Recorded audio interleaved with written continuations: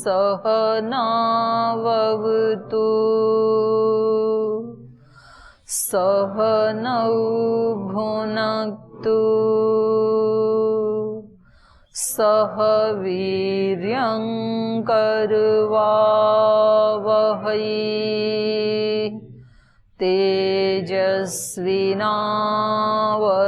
तेजस्विनावधीतमस्तु मा विद्विषावहै। ओम शांति शांति शांति।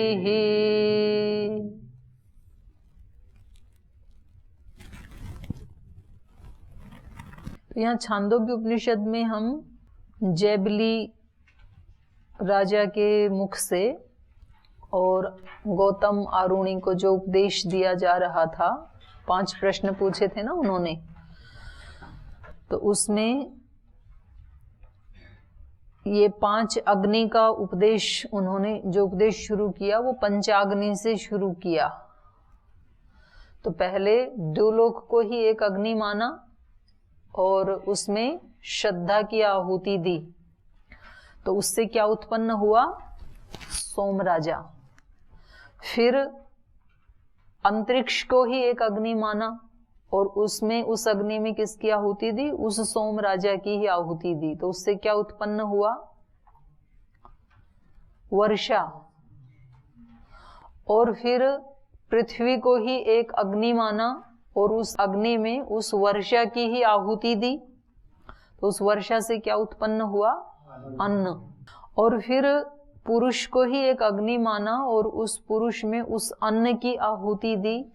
तो उससे क्या उत्पन्न हुआ? वीर्य। और फिर 5वां तो वो आज पढ़ेंगे। तो पीछे वाले में से अगर आपका कोई प्रश्न है तो आप पूछ सकते हैं पहले जी। ओम दीदी, उपनिषदों में और सब शास्त्रों में ये बताया जाता है कि बिना पात्रता देखे जो शिष्य है उसमें कुछ विद्याएं ऐसी होती है जो हमें नहीं बतानी चाहिए जी। तो ये ऐसी विद्याएं मतलब किस पात्रता को देख के और किस संदर्भ में उसे कैसे शिष्य की पात्रता देख के उसे कौन सी बातें बतानी चाहिए और कौन सी नहीं बतानी चाहिए, ये कैसे पता चलेगा? ये तो गुरु ही निर्णय करता है। और कुछ योग्यताएं हैं वो कॉमन होती हैं। जैसे किसी भी विद्या की रक्षा के लिए व्यक्ति में विनम्रता होना, क्योंकि अहंकार यदि है तो कितनी भी ऊंची से ऊंची विद्या है ना, उसका भी वो नाश कर देगा, दुरुपयोग कर देगा। तो विनम्रता होना, तपस्वी होना, तप के बिना कोई भी विद्या नहीं आती है। और पवित्रता का होना, ब्रह्मचर्य का होना, तो ये कुछ तो कॉमन पात्रताएं हैं। तो ये तो होनी ही होनी चाहिए सब में। अगर उसमें पवित्रता नहीं है तो अपवित्र चित्त में कभी भी किसी भी विद्या का जो है प्ररोह नहीं हो पाएगा।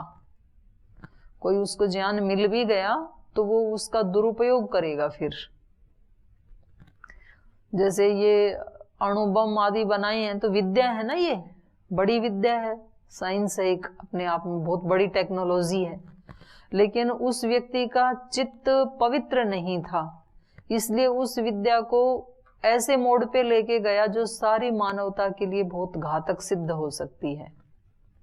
एक बार यदि उसको छोड़ दिया तो कितने निर्दोष आत्माओं का नाश हो जाएगा।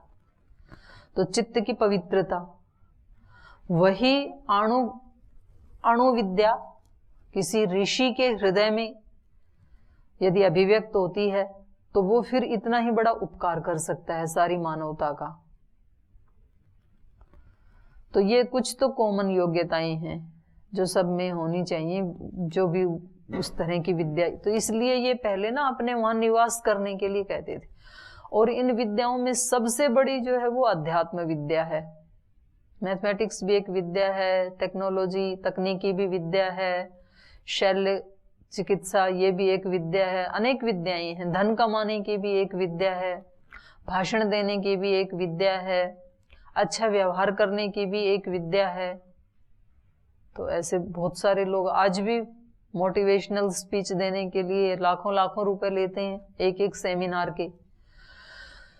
तो ये अनेक विद्याएं हैं, लेकिन इन सब विद्याओं में जो योग विद्या या प्राण विद्या या अध्यात्म विद्या जिसको कहते हैं, एक ही बात है, ये सबसे ऊंची विद्या है। तो उसमें सबसे ज्यादा शर्तें होती हैं फिर।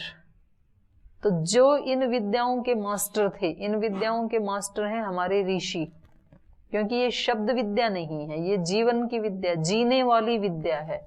तो जो इसको जीते थे उनका नाम ही ऋषि था।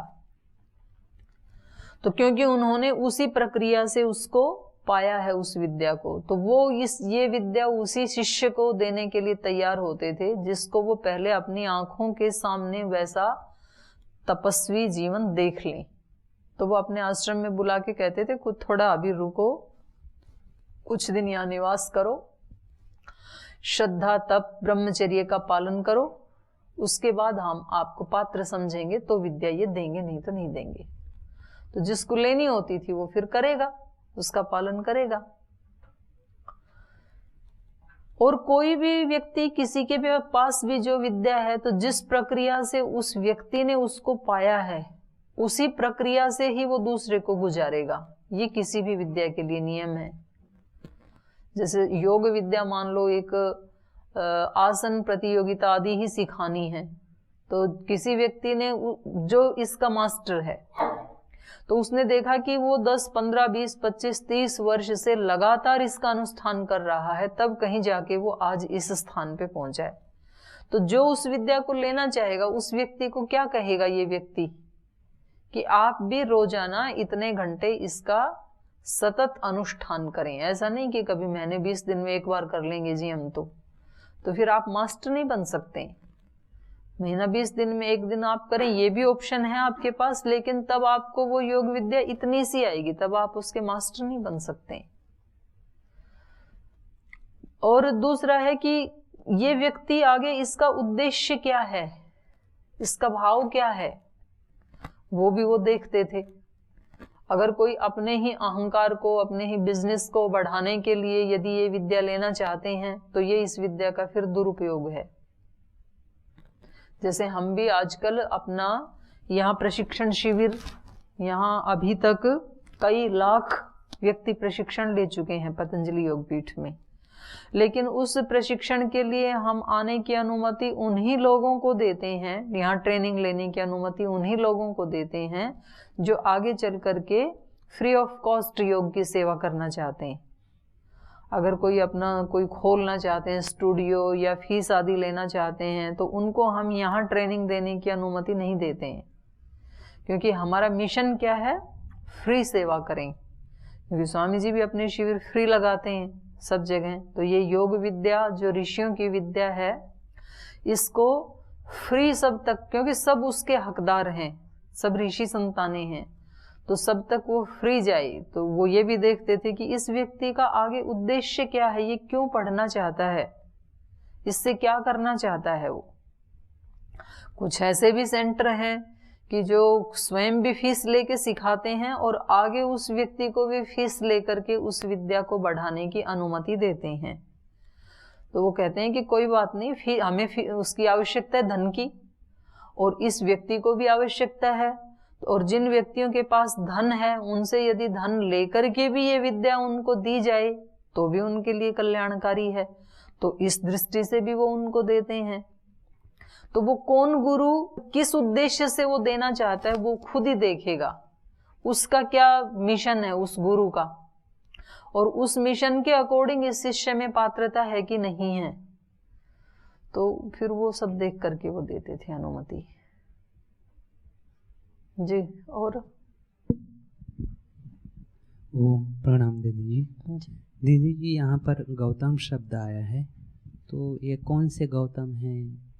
दर्शन, न्याय दर्शन के गौतम ना, वो तो एक गोत्र है जी। इनका नाम तो आरुणी है ना, जैसे जनक एक गोत्र है,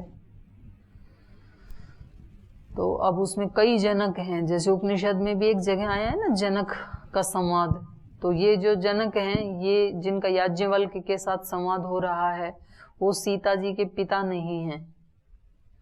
तो ऐसे ही इनका नाम तो आरुणी है, गौतम इनका गोत्र है, तो इससे पहले से चला आ रहा है ये। तो ये आरुणी नाम के गौतम हैं ये। ओम जी।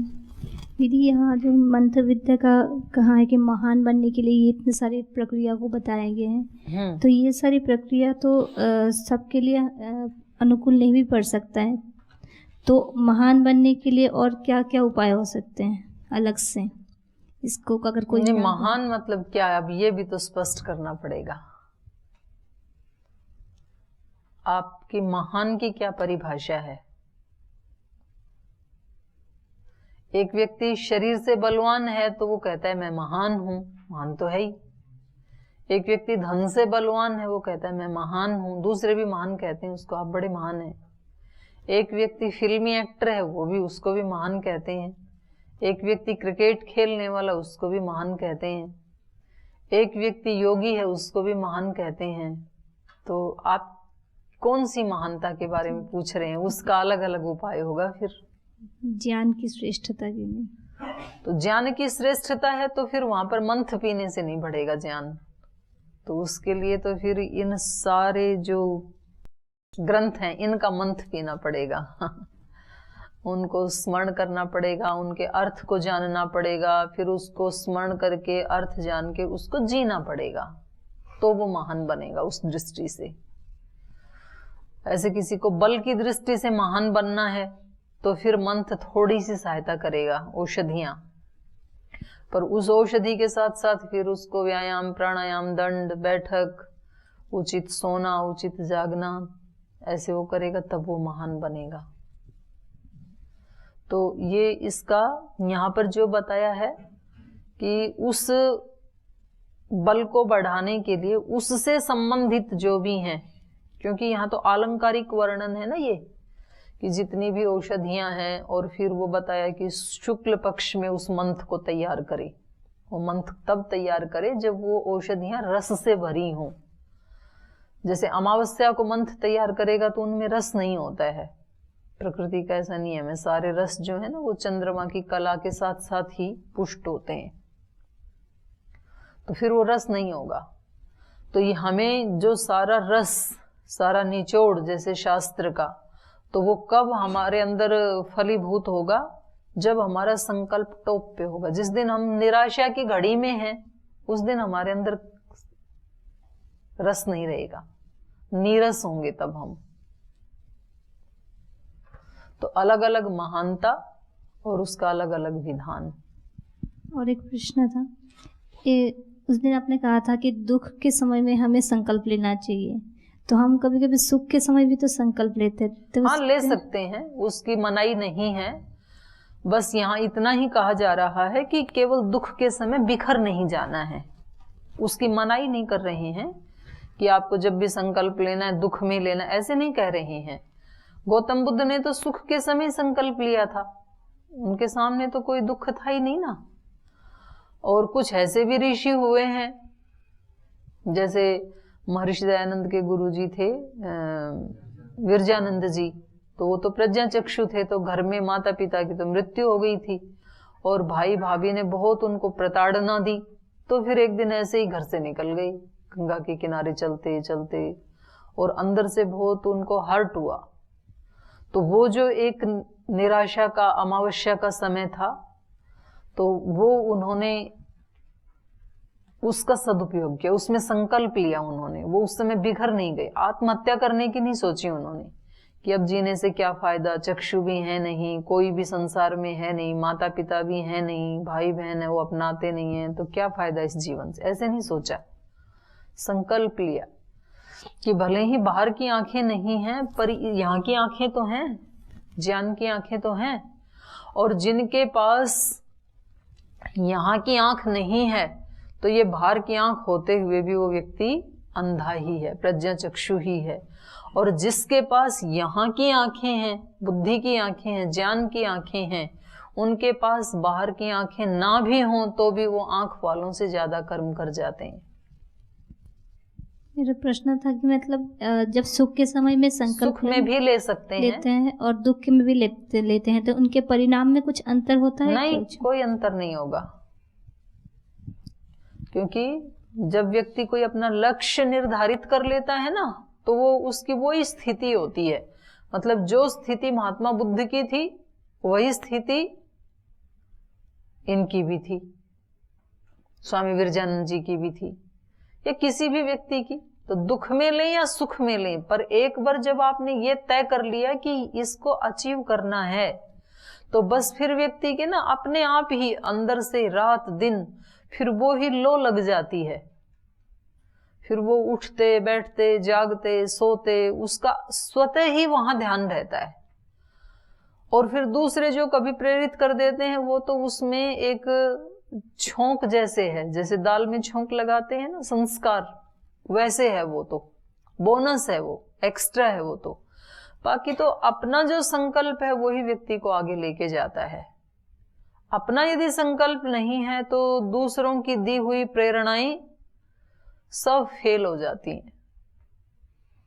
जैसे कक्षा में गुरुजन कितने शिष्यों को प्रेरणा देते हैं, वही बात सुनाते हैं सबको, लेकिन उनमें से कोई एक दो निकल आता है और बाद में वो वर्षों बाद अपने टीचर से मिलता है, तो उनको देख के टीचर भी खुश हो जाते हैं कि जी मैं आपसे पढ़ा था और उस समय आपने ये बात बोली थी। पता नहीं टीचर को भी वो याद है कि नहीं उन्होंने बोली थी, और पता नहीं उनका स्वयं का भी जीवन वैसा बन पाया कि नहीं बन पाया, पर उस व्यक्ति ने पकड़ लिया और उसको एक मिशन बना करके वो लग गया। तो ऐसे तो सारे महापुरुष निकले हैं, जितने भी महापुरुष हैं। अब जैसे स्वामी जी महाराज वहां पढ़ते थे कालवा गुरुकुल में, तो बहुत सारे वो थे ना स्टूडेंट्स, बहुत सारे छात्र थे। अब उस समय तो नहीं पता लगता था, पर उस समय एक बालक ने इसको अपना मिशन बना लिया कि मुझे तो ये करना है। अब यहाँ कक्षा चल रही है, आप इतने सारे भाई बहन यहाँ बैठे हैं, तो सामान्य रूप से ही एक ही जैसी बात कही जा रही है सबके लिए, कोई किसी को विशेष टारगेट करके तो नहीं कहा जा रहा है।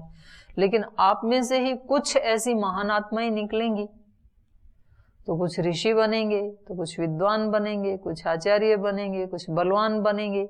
अब अपना अपना जिसका जो आपने अपने अंदर से सेट कर रखा है उस सब में ये सहयोग करेगा, और जिसने सेट नहीं कर रखा है वो फिर ब्रह्म बंधु ही बन के रह जाएगा। ठीक, हाँ जी। ओम दीदी, दीदी जैसे कहा है कि चर्म के आसन पर बैठ के ध्यान करना चाहिए, तो क्या वो ठीक करना चाहिए ऐसे थोड़े कहा। अब वहां उपलब्ध और क्या होगा, या तो पत्ते होंगे, जंगल का है ना ये वर्णन, तो या तो पत्ते होंगे वहां पर, या तो कोई चर्म मिल सकता है, या तो मिट्टी मिलेगी।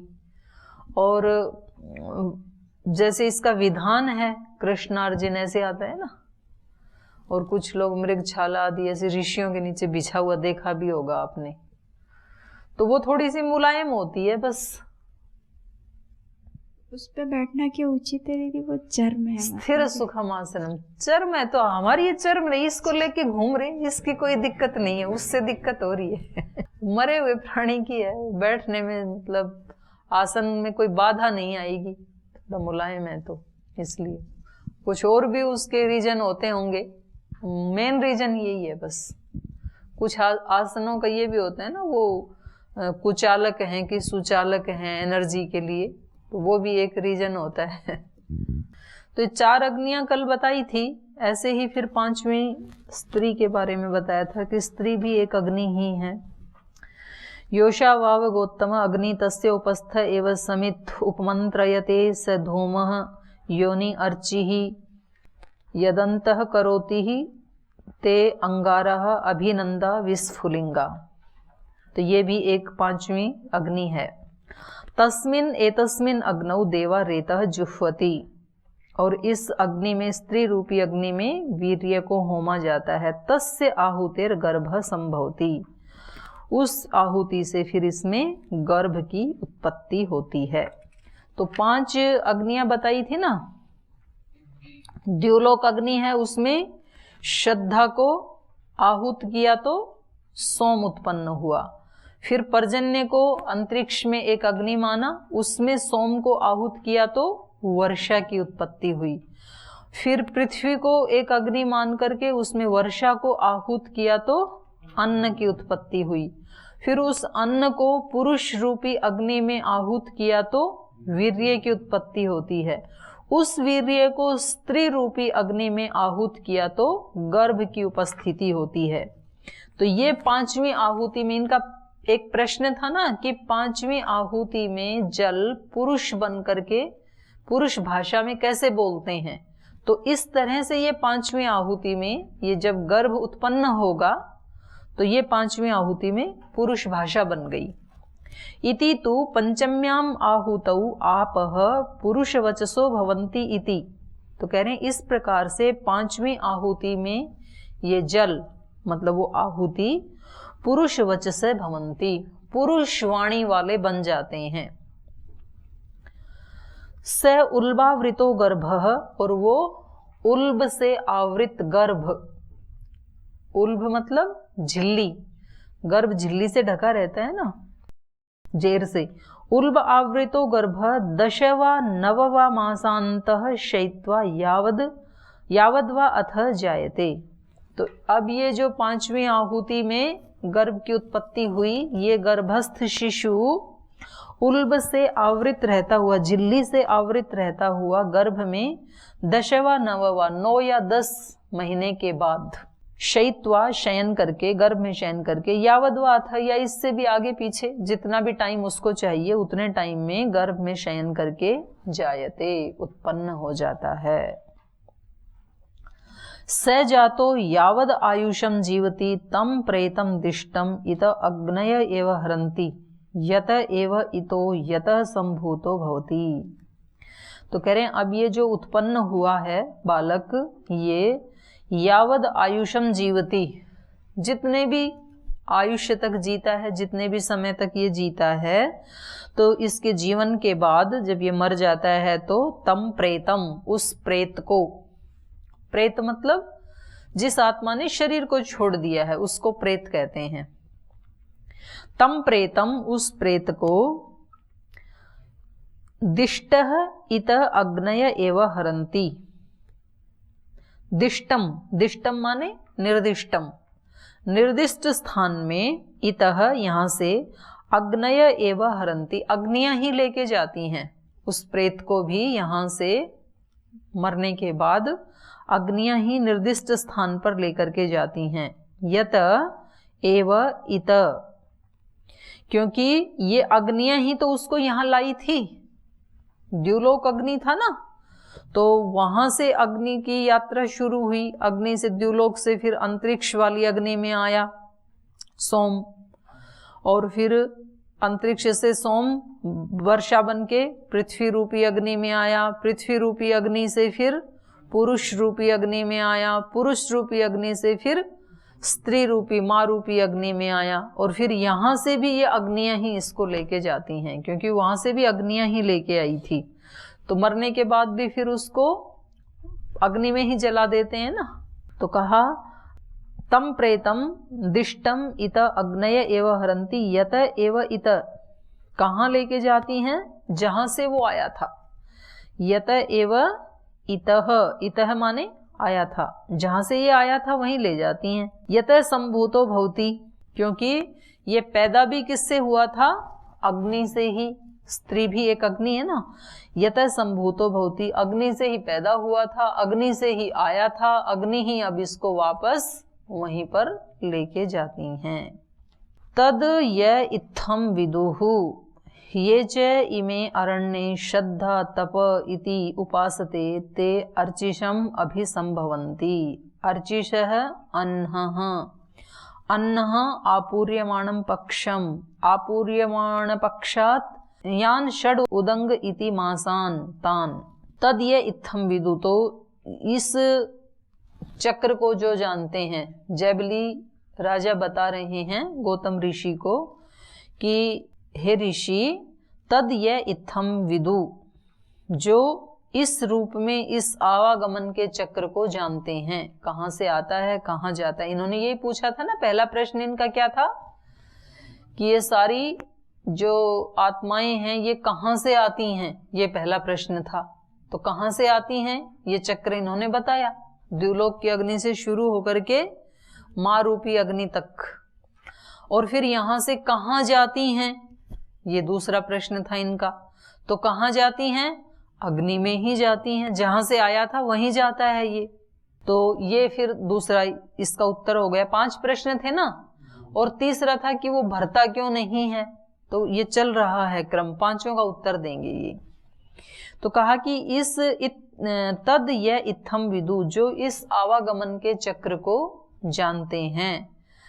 ये च इमे अरण्ये श्रद्धा तप इति उपासते, और जो इमे ये ज्ञानी ये मुमुक्षु अरण्य में रह करके श्रद्धा तप इति उपासते, श्रद्धा से और तप से उसकी उपासना करते हैं। देखो ये 2 शर्तें ना, ये कॉमन हैं, ये तो होनी ही चाहिए अध्यात्म विद्या के लिए, श्रद्धा तप। श्रद्धा के बिना अनन्य प्रीति नहीं होगी, और तप के बिना, पुरुषार्थ के बिना उसकी अभिव्यक्ति नहीं होगी। तो जो अरण्य में रह करके श्रद्धा और तप पूर्वक उसकी उपासना करते हैं, ते अर्चिसम अभिसंभवंती, वो अर्ची, अर्ची मतलब ज्योति, प्रकाश, उनका आत्मा जो है वो प्रकाश स्वरूप बन करके अभिसंभवंती, ऊपर उठता है। और अर्चिसह अहह, और उनके आत्मा की जो ज्योति है वो पहले थोड़ा बढ़ता है वो ज्योति, तो जैसे दिन का प्रकाश है उसके समान हो जाता है। अन्नः आपूर्यमाण पक्षम, और फिर एक दिन से पूरा शुक्ल पक्ष का जितना प्रकाश है उतना प्रकाश हो जाता है उसका, उसको प्राप्त होता है।